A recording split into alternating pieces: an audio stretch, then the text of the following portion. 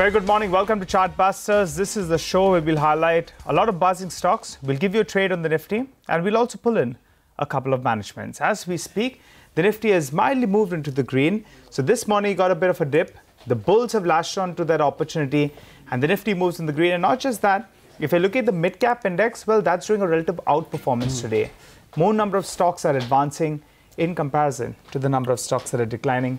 We should get both those two lines as well up for you on the screen, Mangalam. Hi, Nigel. You know, while the Nifty has moved into the green, it's important to know that over the last few trading sessions, the first half has been relatively benign. The Nifty and the Sensex have been flat, and it's in the second half where the moves happen on either side. So let's see whether that trend continues in today's trading session or not.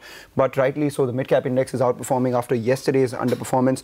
A couple of stocks which are moving higher. We have the PSU banks that continue their up move. So Indian Bank is at the high point of the day. Tata Elxsi from the mid-cap IT space has suddenly spiked to the high point of the day, and we have Godfrey Phillips as well. That one's higher by about 3%. Interesting moves happening in Godfrey Phillips, Nigel. I spoke to a lot of people outside, and the dealers are saying that maybe they're coming out with a lower price Marlboro variant. If that happens, the street will definitely watch out for that. Of course, the company is not going to officially notify this to the exchanges, but these are things that we will be keeping in touch with the dealers. You're very passionate about all the companies you track, Mangalam, but this one you will not try.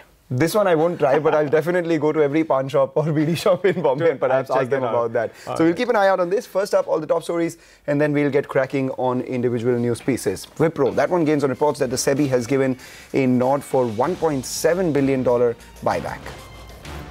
And Jet Airways is under some pressure after lenders of the beleaguered airline did not get even one bid for the proposed stake sale. Now, the last date for submission of expression of interest is today. Century Plyboards, that stock is under pressure as CLSA has downgraded the stock to sell, cuts target price to 174 rupees from 195. It expects continuing supply glut in the MDF market and low earnings visibility. And Praj Industries gains on news that the company will offer technology for production of high-energy renewable aviation jet fuels in collaboration with Gevo USA. All right, we're getting some updates coming in there in terms of the Rafale case. Now, it's a setback for the government because the Supreme Court, they've allowed the stolen documents to be considered in terms of hearing the review plea. Remember, the key point out here was, will those documents be allowed or they'll not be allowed to progress with this particular, plea? And the very fact that it's been allowed, that goes down as a bit of a setback, and this will take the case forward. If it wasn't allowed, then it would be a bit of a victory for the government as well, Mangalam. Absolutely, Nigel. That was the key contention of this case, whether these supposedly stolen documents would be allowed or would be admissible or not. And on March 14, the Supreme Court had reserved its judgment. The review pleas for the case contained the leaked MOD documents or the Ministry of Defense documents coming in from there, against which the government had argued that these documents or these file notings are protected under the Official Secrets Act and should not be admissible. In fact, we have Ashmit with us, joining us from the Supreme Court, apprising us of the hearings. Ashmit, looks like a bit of a setback. It's quite a big setback, actually. The government had, in fact, come out all guns blazing. They had thrown everything at the bench, saying that this involves in matters of national security, that the documents are protected under the Official Secrets Act, that even the RTI Act does not empower for disclosure of these documents, that there are precedents which bar the courts from even considering or even going through the documents in question. However, over the course of the hearings, we had seen some very sharp comments coming in from both Justice K.M. Joseph as well as Justice Gogoi. They had repeatedly questioned the government's stance. They had, in fact, made observations that even if there has been some degree of mischief, there should be, if there is a larger public interest, there should be grounds for the Apex Court to consider. And after all those arguments, we understand now that the Apex Court has made its position clear. There were two separate judgments authored by Justice Gogoi and Justice K.M. Joseph. But the thrust of both the judgments is very clear that the documents in question have been held to be admissible. The Supreme Court will consider the file notings. Now, the reason that these file notings are critical is that first they were leaked in the media, then they were cited here in the petition, and they raised some very, very serious questions. Questions regarding internal file notings of the Ministry of Defense, which suggested that there were parallel negotiations being conducted by the PMO. Questions such as why there was a waiver of the sovereign guarantee, which is a norm as far as intergovernment agreements are concerned. This is also an intergovernment agreement. So a number of these questions had come to light on the back of that review of these documents, and that was the very basis of this review petition, that these are the facts that have emerged. The apex court gave the judgment in December 14. These file notings came to light later, and hence there needs to be a review of the apex court's judgment.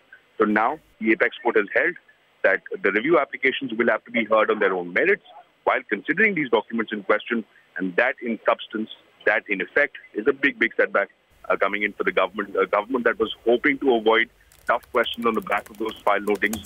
Those are the questions which now the government will have to answer when the review applications come up for hearing. So in effect, the apex court holding that those sensitive file notings that were being cited can be heard, will be heard, and that will now form the basis of some tough questions and a review application that now confronts the government on the sensitive Rafale issue. And this is interesting as it comes just a day prior to the Lok Sabha elections. It is likely to add to the political fodder in the upcoming Lok Sabha elections. But as of right now, setback coming in for the government in the Rafale case. Absolutely. Hang in there, Ashmit. A couple of questions. One, any idea on when the hearing of these review petitions are likely to be? Any date coming in there?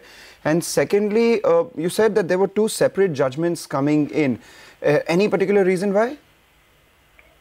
As far as the first question is concerned, as to the date, to that effect, Justice Gogoi has held that there will be a further date allotted. No more clarity than that has come forth, and this will be a matter now before the registrar. Of course, what will be interesting is that does this judgment does this review application get heard during the course of the ongoing Lok Sabha elections? So that is one question that perhaps needs more answering, needs more clarity. As to the second aspect, as to why there are two judgments, it's not uncommon for judges to offer different judgments, to give their own rationale, to give their own points of law.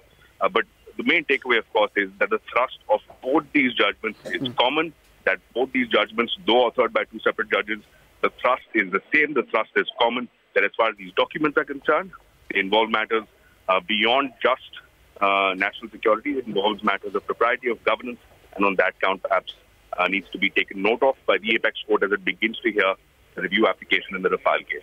Okay, all right, Ashmit. Thanks so much for joining in and filling us in with all those details. Let's move on with the markets then. The Nifty is as flat as can be. From the mid-cap index, so there are quite a few stocks that are moving around. I think we should get Graphite India.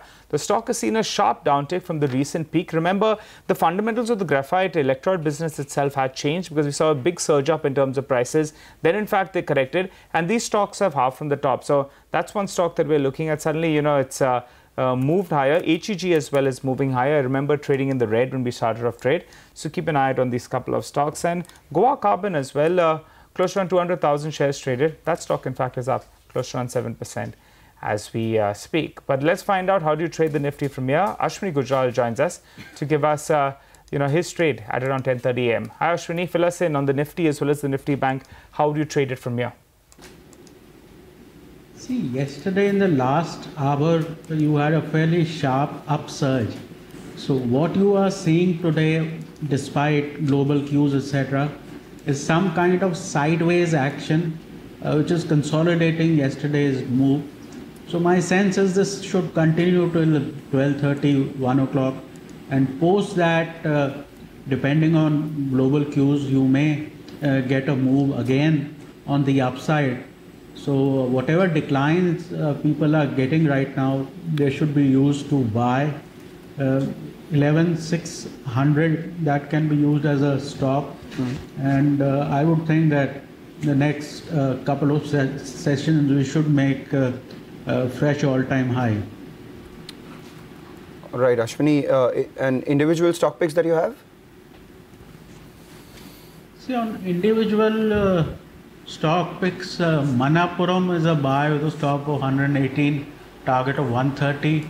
Fertilizer is doing extremely well, so GSFC is a buy with a stop of 102, target of 110. And ICICI Prudential, that has restarted its rally.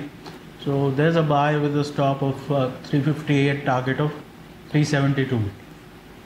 Right, Ashwani, a couple of days ago, I remember asking you about Indiabulls Real Estate. That was when the Indiabulls Housing Finance Lakshmi Vilas Bank deal was announced. The stock was higher by about 8%. You had said it looked like it's made a bit of a bottom. Ever since that, the stock has moved around 27, 28%. In fact, as we speak, up 30% this week. Do you think there's more to go? Or maybe after this move, some profit taking is advised? I think profit booking will come in around 145 thereabouts. But like I had said, it tends to move with great volatility once there is news flow. So a similar move has just started, and the next target here could be closer to 145. Okay, all right. Ashwani, your disclosures? We have long positions on the Nifty. Okay, all right. Thanks so much for joining in, Ashwani, and in fact, giving us all those details. For time to slip into a short break. When we come back, we'll get chatting with the management of PNB Gills. Remember, we'll be chatting on the movement in terms of the bond yields. Stay with us.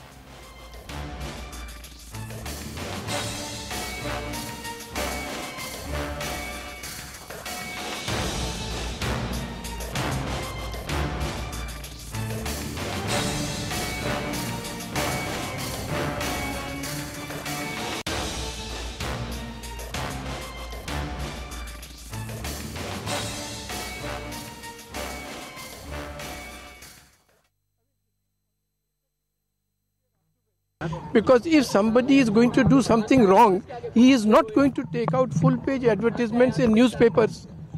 So it has that evidence has to be excavated. But the Attorney General said these are stolen documents. That has been rejected. Second argument was that these are privileged documents because they relate to defense and so on.